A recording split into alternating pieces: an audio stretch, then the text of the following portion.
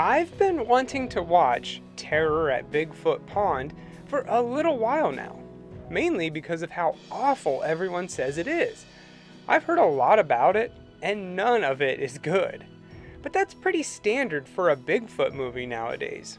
Low budget, a crew of about 5 people, including the director's mom to serve drinks, and no real script to follow. But here, there actually was a crew. They went out and hired actors and got sound guys and did script readings, and judging by these photos, it looks like Terror at Bigfoot Pond is just a notch above micro budget. So can it really be that bad? Let's find out. Yes, it's that bad. Worse even.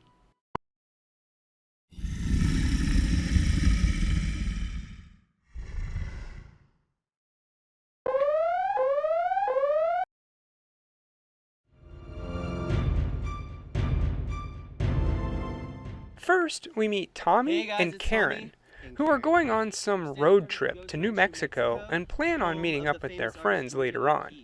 But first, we have the weirdest opening credits I've seen in a while. The music sounds like bad, stock, royalty-free music, and all they're showing us is just random scenery. I thought maybe it was important to the story, like, wow, these people are diving deeper and deeper into the woods, but they're not. It's all open land. I mean, sure, it's a nice day and all, but I don't need to see this. Finally, after 8 minutes of credits, the couple joins their friends, and we meet the crew.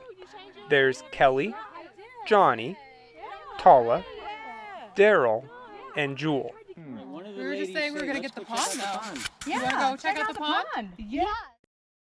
When they do finally get to the pond, it looks nothing like what I was thinking.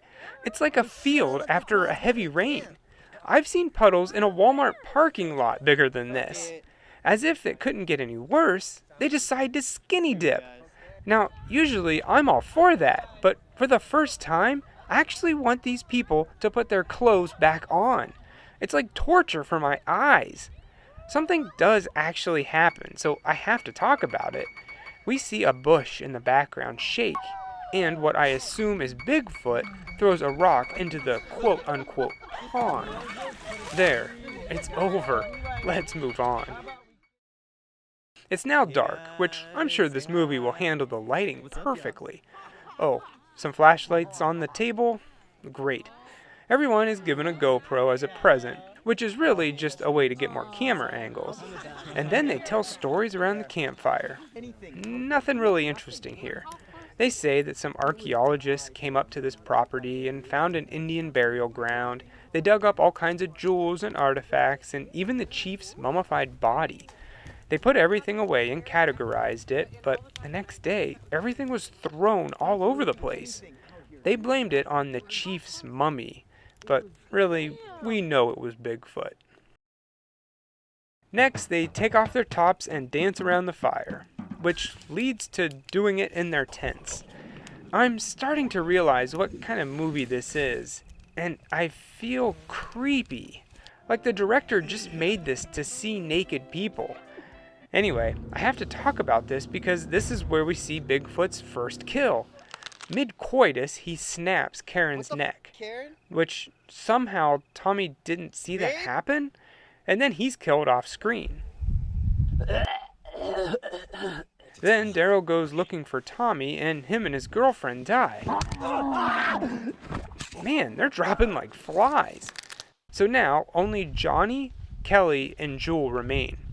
They find some dead bodies and freak out, and Kelly runs off on her own. Split up, Kelly decides that she's just going to try and make it on her own. And Jewel and Johnny seem to give up on their search for their friends and try to walk back to the highway. Right now, they're in survival mode, and everyone just wants to get out of there. After wandering around for a long time, Johnny is killed, and not that long later, Jewel is killed as well.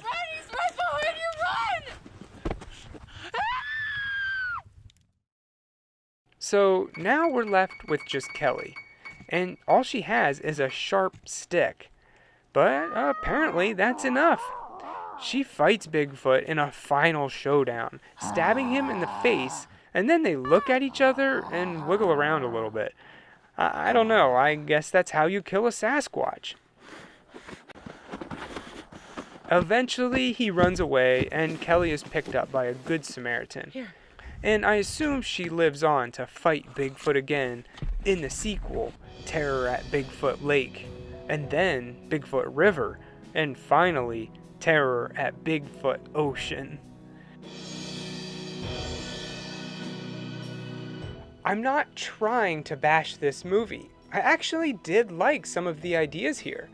The first time we see Bigfoot isn't bad. It's a part where Tommy goes to get something from the car, and we see the big guy in the darkness. I also kinda like the title screen, or at least what I thought was going to be the title screen. They zoom in on a sign that reads Bigfoot Pond.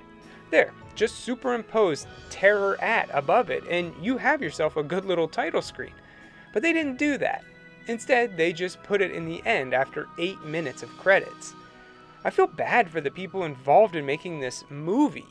Even the director, the guy who came up with all of this. I seriously doubt he set out to make a movie this awful. But he did, and worse yet, he released it to the world. Shame on him, and shame on me for making you watch my review. I feel dirty, like I'm somehow involved in spreading this filth around the internet. Don't watch Terror at Bigfoot Pond. It's along the same lines as Search for the Beast. Horrible movies that just shouldn't exist. That being said, I hope they learn from this and try again. Just don't have all the unnecessary nudity, try to follow the script, get an actual composer, and maybe spend more than $25 on a Bigfoot costume. I give Terror at Bigfoot Pond half a kiddie pool, which is more water than what was in the Bigfoot Pond, out of 4. Is there anybody else out there? What happened? They're dead. They're all dead. What?